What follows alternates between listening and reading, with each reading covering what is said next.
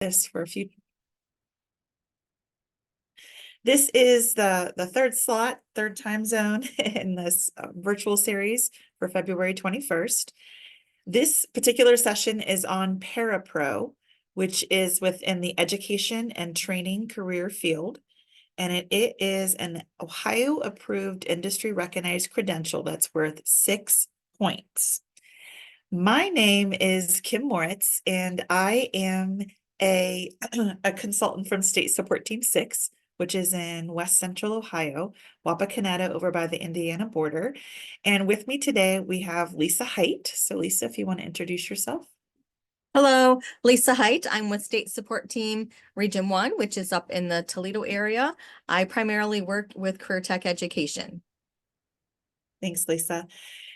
Lisa came on board to help to support me as we were in this education and training career focus. And we were just struggling finding industry recognized credentials that could be used by students, that could be earned by students. So this big red disclaimer that's on here is to let you know that we are not vendors. We are not working for a company. We are not trying to sell you any of this stuff or let you know what we have available. We're just here to let you know what is available. So you could use this within your classroom, within your school. You could share this with others. So our disclaimer is we're not creating this. We went out, we found this for you. And we're hoping that you can take this information then and use it, because 6 points is a lot of industry recognized credentials. So if you have any questions, we may not know all the answers, but we're going to try our best to get those to you. So first and foremost, why complete the Parapro assessment? So if you look on ODE's website and you see on the industry recognized credential list under education and training, this is a little snapshot. And if you notice, there's a break in the picture because there's a lot more than this for the current credential list. But clear down here at the bottom is Parapro. And if you notice in parentheses, it says assessment only. So if you select that link, it's going to take you out to ETS, educational testing. I forget what the S stands for, but it's going to be where you get the assessment only. But we're like, okay, wait a minute. All the other industry recognized credentials we've looked at have like training and materials to help to support you in that process. So that's what began our quest to find information to support you. So when you get on the website, you're going to see assessment only. There's no curriculum, but there has to be something to support our students and get them ready for this assessment. So that's where we took a deeper dive into finding out, why would we even get a Parapro? Why would we take this assessment? So I went to the Ohio State Board of Education, which is now separate from the Ohio Department of Education and Workforce. And I looked up educational aid and student monitor permits. So if you look on this page, the educational aid permits, you hear about educational aids, but really, what's the difference between an aid and a paraprofessional? If you take a deeper dive into this bottom section, the ESEA qualified endorsement, when you select that option, educational aides can actually get a qualified endorsement attached onto their permit. So number one, you've got to have this permit, an educational aid permit. If you are a district who is using Title I funds to pay for an educational aid or parapro, that person, that individual must have this ESEA qualified endorsement. So there's a really nice, properly certified toolkit that's available for you there. So you can find out what that even means to have. What do you have to have in order? What can you do with those permits or that endorsement? And then it gives you the criteria for what you need to do to get this. Now, I took a sample of some ESCs that are in my area and some districts that are in my area. And the consensus, it was a little bit different for what their requirements were, but the consensus was that the ESCs do not require this parapro because they don't get Title I funds. But districts are more likely to require that because they do get those funds. So it depends on what the districts are going to need to, and what they're using their funds to support those positions. So if you're talking to students, you're trying to encourage your students in your classes to take this parapro assessment, this could be a selling point for them. This could be a great thing to put on their resume, that they're actually ESEA qualified. They have this endorsement to serve as a paraprofessional. If you really get into the nitty gritty and you love the Ohio Revised Code, there's actually a link on that page as well that will give you right into the law, actually what is required for each of those positions. So what that endorsement, the ESEA, the Elementary and Secondary Education Act, formerly known as No Child Left Behind Act, requires that all instructional paraprofessionals working in a Title I setting, they have to have one of these three criteria. If you're not using that educational aid in in a Title I setting, that person does not need to get this endorsement. So it's a selling point. It's a one-up. It's a mark that you could actually put on your resume that students can do this. If you notice, the third bullet is meet a rigorous standard of quality and demonstrate this through a formal state or local academic assessment. That bullet point is what you meet with the parapro assessment. So you could have students who complete a 2-year degree in college at a higher education. You could obtain an associate's degree as another option, but we're talking high school students. What can they do before they graduate high school to earn 6 industry recognized credentials with this parapro assessment? Also on the Ohio Department, the website, they have an educational aid application checklist. I thought this was very helpful as well, because it breaks down step by step what you need to do in order to achieve an educational aid endorsement or application, excuse me. But notice you can't not do this until you have a high school diploma or an equivalent. But you can be working on your parapro assessment before you graduate. So that's what makes it applicable to our students who are still in high school, still trying to earn those industry recognized credentials. I thought this checklist was very, very helpful. It should be in the list too. Lisa, is it one of the things for chat? A link for chat. But if you notice in step 3, in step 3, are the directions to pass this parapro exam, if and only if you want to get that ESEA endorsement. I'll get that put in chat. It's not linked in the slides, but I can look it up Okay. real quick. Thank you so much. So another way to sell this with students is to think about what current job opportunities would you have available. And this would have to be for after school, because these students who have these licenses, this permit, they have to have a high school diploma or a GED, but you're preparing them before graduation to get through to after graduation. That's the whole point of these things. So you could look on this School Spring, which is the department's what they've been using for job postings. Search for these keywords. These keywords will bring up different opportunities for students to think about as they're career planning. These are things that they could actually go into. So potential options for preparing. So we know on the department's website, on the list of industry recognized credentials, they have the link to the parapro assessment only, but we just don't want to send our students to the assessment without preparing them. So this is what Lisa and I took a deeper dive into and found some ways that we thought we would share with you.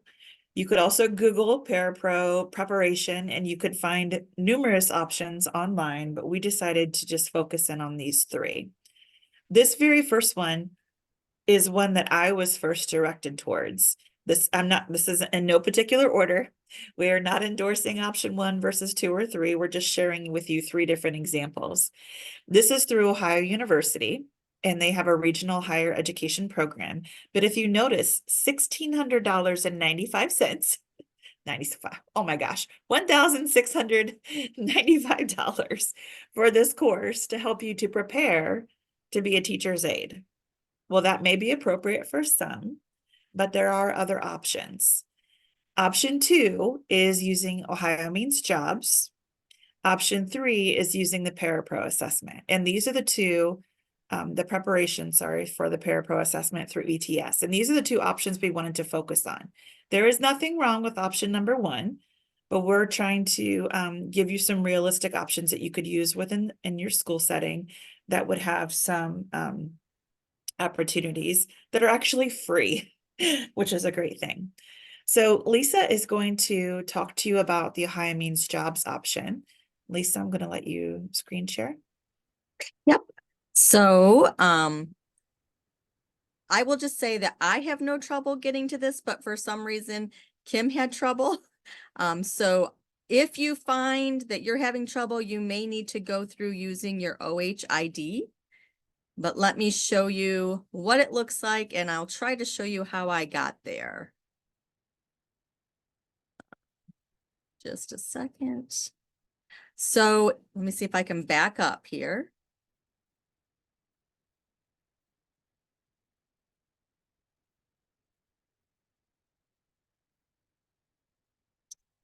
All right, so I'm just gonna go to, when I Google, if I go into Google and I put in Ohio Means Jobs Practice Assessments, it will take you to this page. So Ohio Means Jobs Practice Assessments, you find the assessments and trainings. We're gonna, we don't want any of these, right? So we're going to access the Learning Express anonymously. Sorry for my pop-ups. And I'm going to agree that, yes, I want to continue this. I know it's not going to save my data.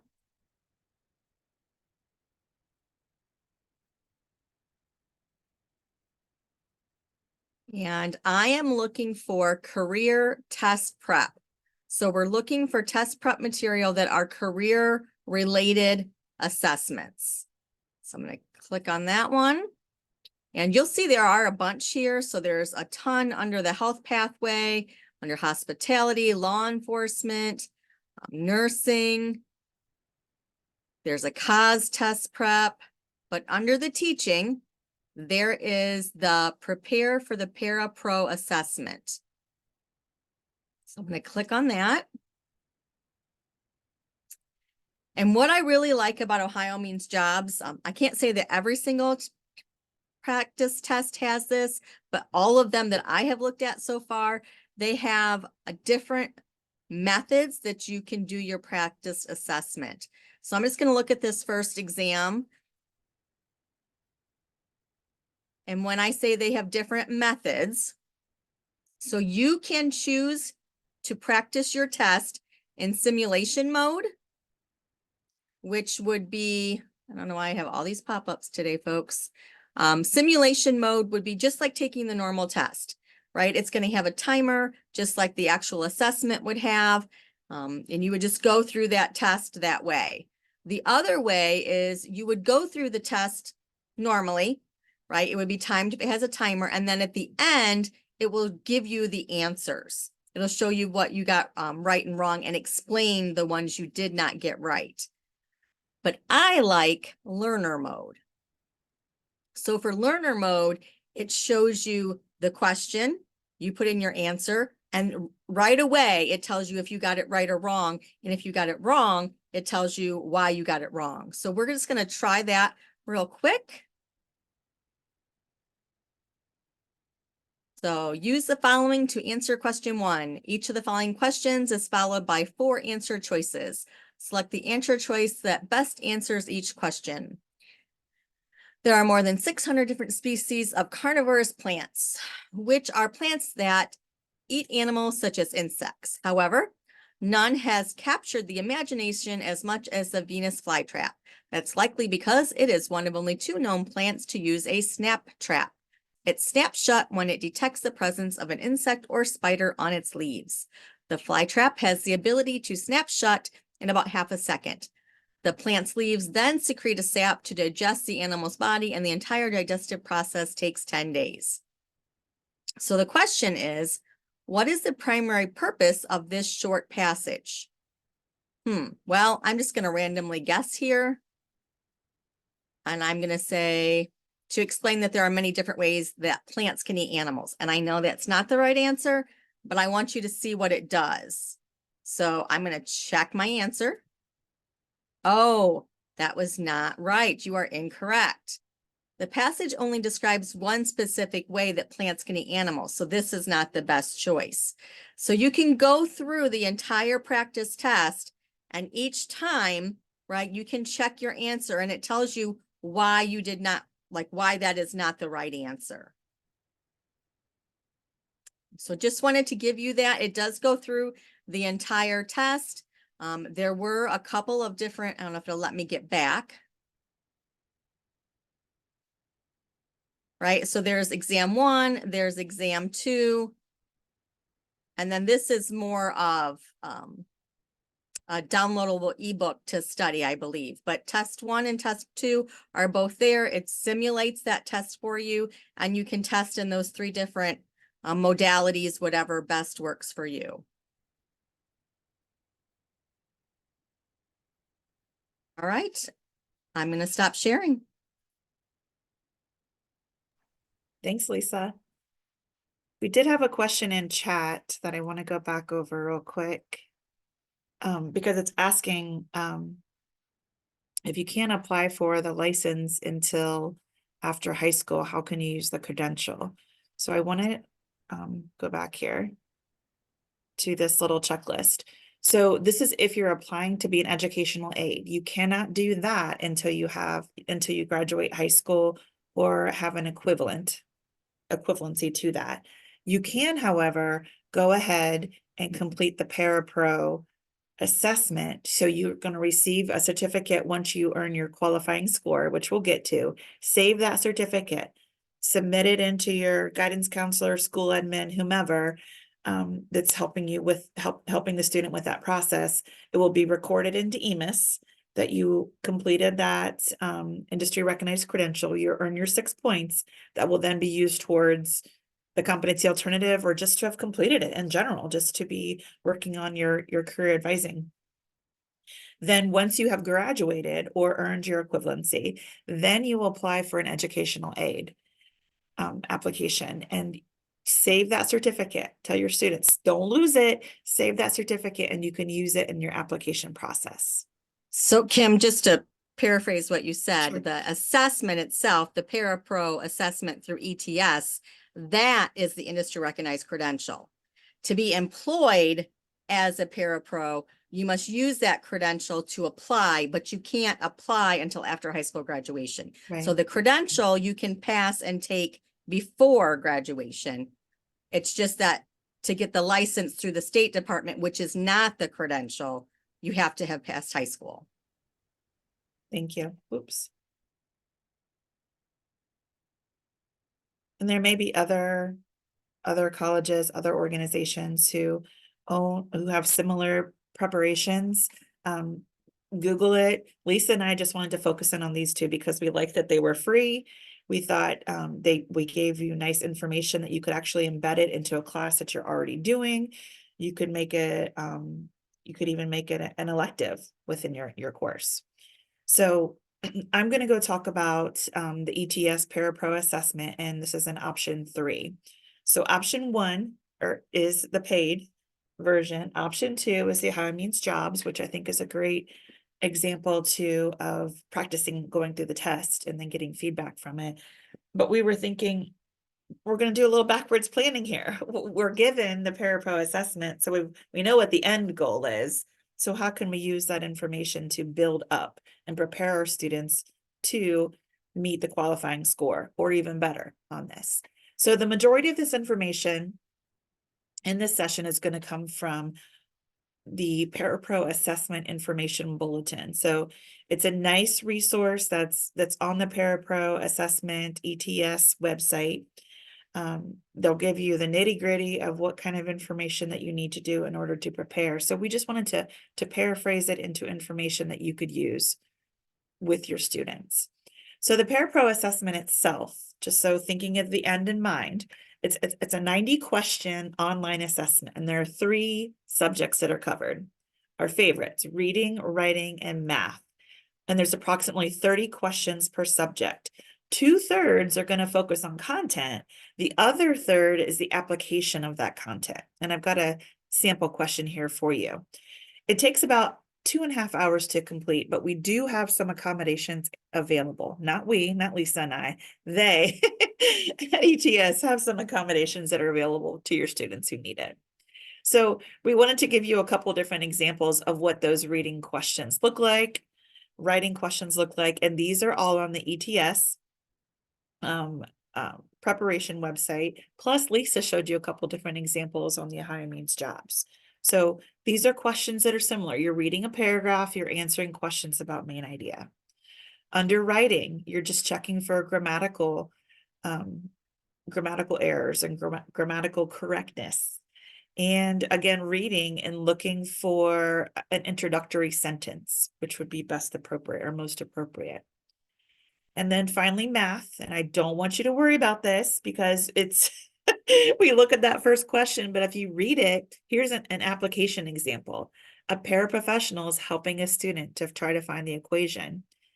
And it's going back to what's the equation for finding the area of a triangle, which is 1/2 base times height. There's two triangles there. So the correct answer is A, 1/2 base times height plus 1/2 base times height. So it's being able to take the general knowledge that you know about math and to apply it into a situation, which is like a third of the questions that are there. So these are not necessarily high level questions. We're just trying to make sure that we have a basic understanding for math, reading, and writing. There is also a study companion. So what I like about the study companion, which is also on the website, I took a copy of the table of contents of this, and it divides. Look how it's preparing your students. Don't just send them out to the assessment. This is what you could take as a teacher. You could take it as a curriculum lead and figure out, okay, how can we break this down for our students? We want to lead them up to this credential. We want to help to prepare them. This is how we could break it down. And if you look, like number 4, determine your strategies for success. That's a good skill for anybody taking a test. Develop a study plan. Again, it's a good strategy for anyone taking an assessment. So these are things that are included within the study companion to help to prepare you. It's there, it's free. I'm a big fan of this one because it's the actual study plan. I think it's an Excel document. You would have to download it.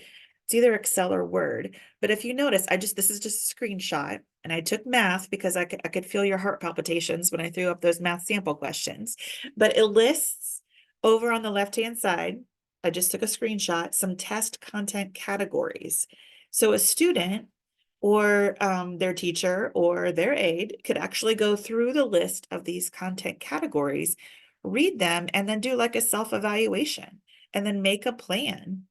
So you need to, one of the skills you need to do for the math section is to recognize the position of numbers in relation to each other so that 1/3 is actually between 1/4 and 1/2. So they can rate themselves. How well do they know that content? What resources do I need? Where can I find those resources? When do I plan to study this? What date do I have this completed? There's one of these for each of the 3 sections, the reading, the writing, and the math. So if you have a student who is doing an amazing job, you know they're amazing in math, you don't have to do this for math. These are things that are in place to help you to support a student as they're preparing for the parapro assessment. Our thought is that you could incorporate this into another class. You could make this an after-school study session. You could make this an elective using the materials that are here.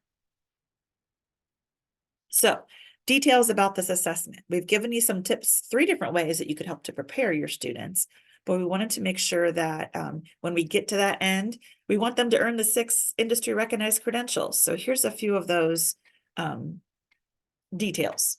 So first of all, there is a cost to the Parapro assessment itself on ETS, and the test fee is $85.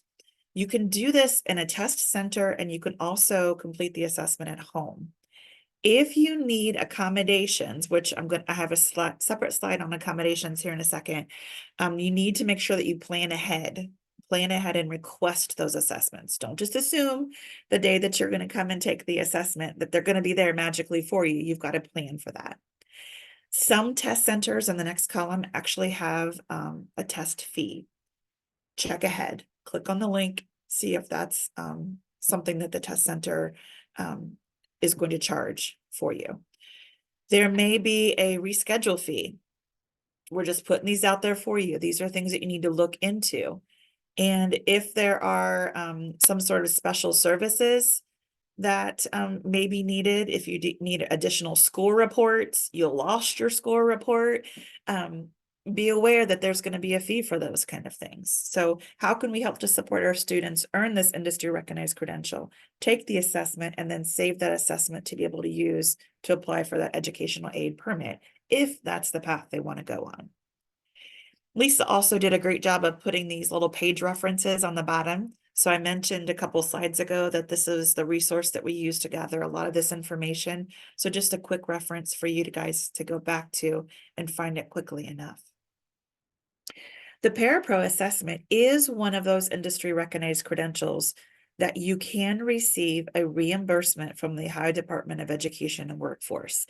I took a screenshot of this Excel document. This Excel document is on ODE's website. Thank you, Lisa. And it lists all the different assessments, all the different industry recognized credentials with look, EMIS code, career field, how many points it's worth, who the vendor is, and the reimbursement value.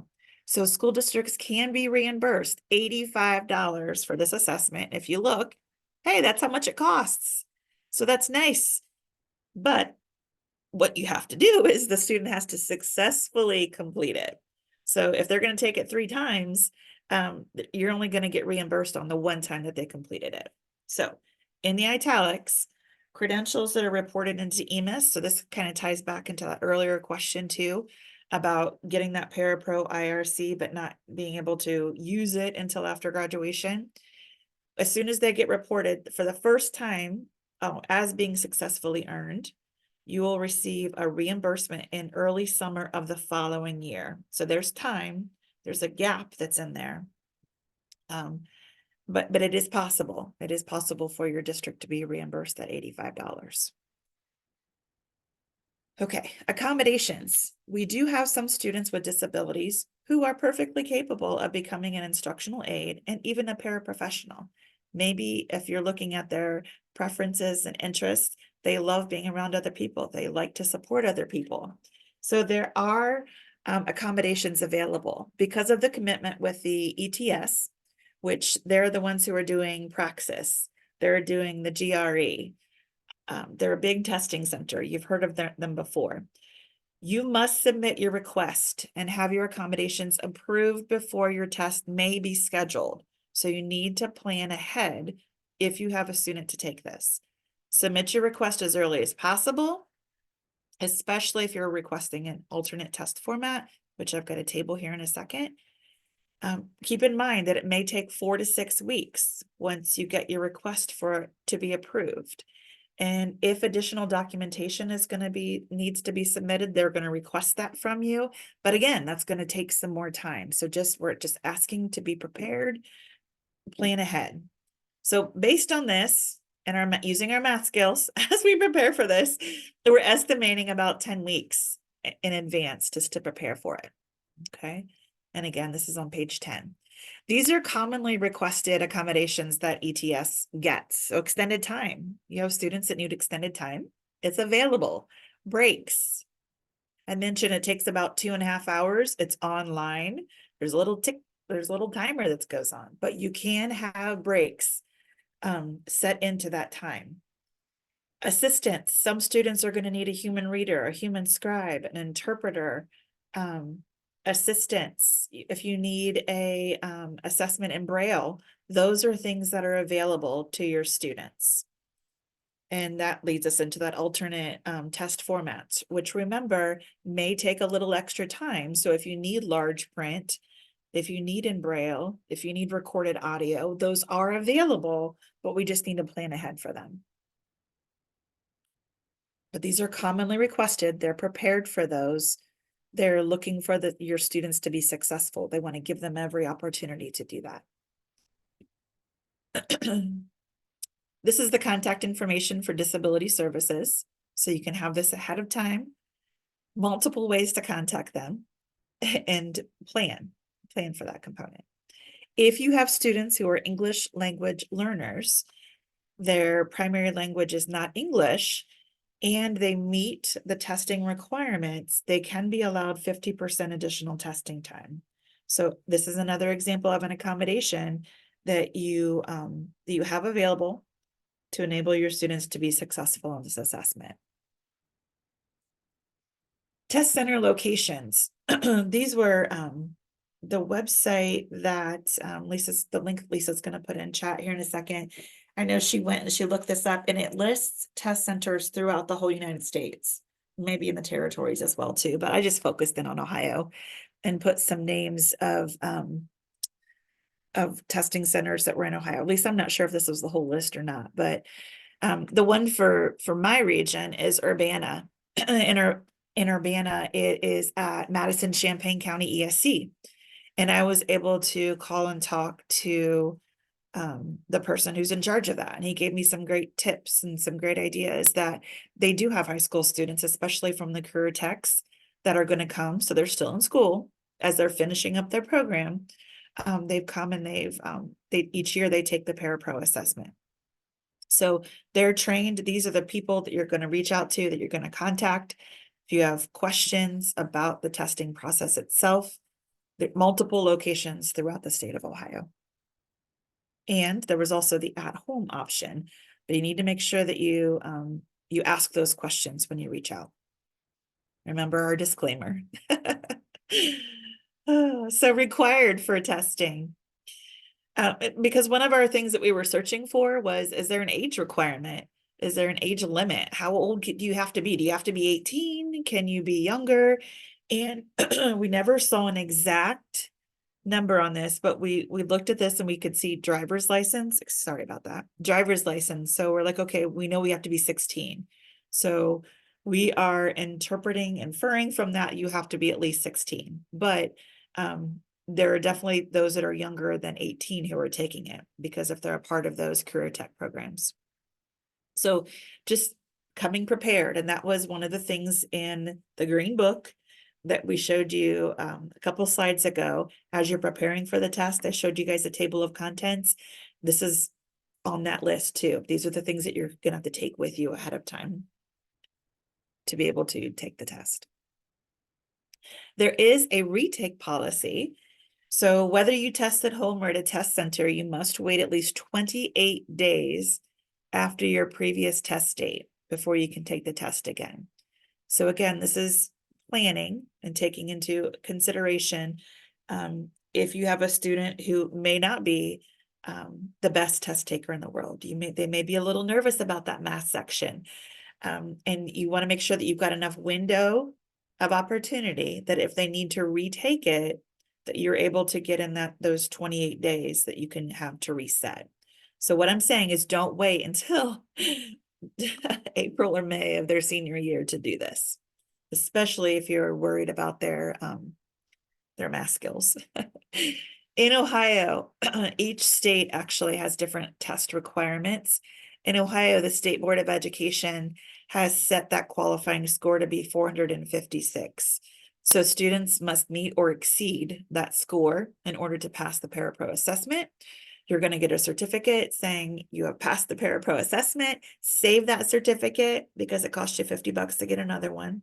Put it somewhere, save it, and then use that if you choose to apply, or if your students choose to apply for that instructional aid permit. They can use that to get that endorsement, that ESEA endorsement. Another suggestion that Lisa and I were thinking about too is that if you have a particular district in mind that you want to work with, or an ESC that you want to work with, because what ESC or district doesn't have a need for instructional aids or parapros right now, call the district and ask the district, what qualifications do you have? So we know you're going to have to be fingerprinted, right? We know you're going to have this permit for an instructional aid, but do I need this parapro? You know, what other qualifications do you have in place in order for us to work for you in this district as an aid? Okay. As a refresher, I really thought this was very, very helpful. You don't need to get a parapro. You don't need to complete the parapro assessment, but we want to be as a selling point. It's 6 industry recognized credentials. That's a lot that you can use with other industry recognized credentials within the education and training field that would make a person very marketable, a student very marketable, more than an aide. Okay. Okay, so what's the next step to get the Parapro industry recognized credential available to your students? What do you guys think?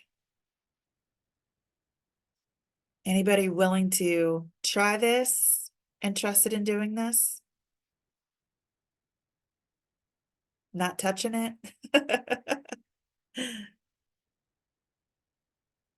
I learned a lot from taking time to go through this and find the information that's available and what the benefits would be.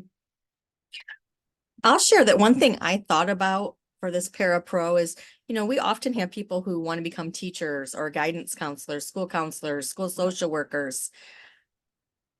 Looking back, if I had thought about this when I was in college, like I had Fridays off for 2 of my semesters. I could have been subbing on those Fridays with the parapro license, giving me the competitive advantage. So I think it would have been beneficial if I had earned this in high school, so that as I was going through college, I could have used it to help pay my way through school. So I think it's not just limited to someone who's going to become a parapro, but maybe it could help you get to that next step as a way of getting there as well. In fact, I have a daughter who is currently a college freshman, and her friend has Fridays off, and I said, hey, you should start subbing as an aide. And she has been doing that. Nice. I think that it gives you such practice and background, and it's book, like colleges, you feel like it's book work a lot, you know what I mean? But this is like educational experience. And I think it's the same thing too for nurses. I think it makes you a better nurse if you've been an aide or in the hospitals, even caring for individuals. So this could be a great opportunity. Okay. So he's going to share it. Bob's always a great friend. Yeah. So your daughter can do it while she's in school. Perfect. Okay. Thank you guys so much for coming today. And if you do have any additional questions, please let us know, but we're not going to be the experts. We tried to include multiple resources for you that you could reach out. We wanted to give you a starting point. We wanted to give you some material that you could use within your everyday to help just prepare students for this. Don't forget, we have that Google site, and our presentation is going to be on the Google site. I think it's actually already there, but we're going to have a recording from today's session so you can share this with others, and also feedback and certificate for attending today. We greatly appreciate you guys for being here and your open-mindedness and your willingness to try to create these opportunities for our students. So thank you guys so much. Any additional questions? And if not, I hope you have a great day.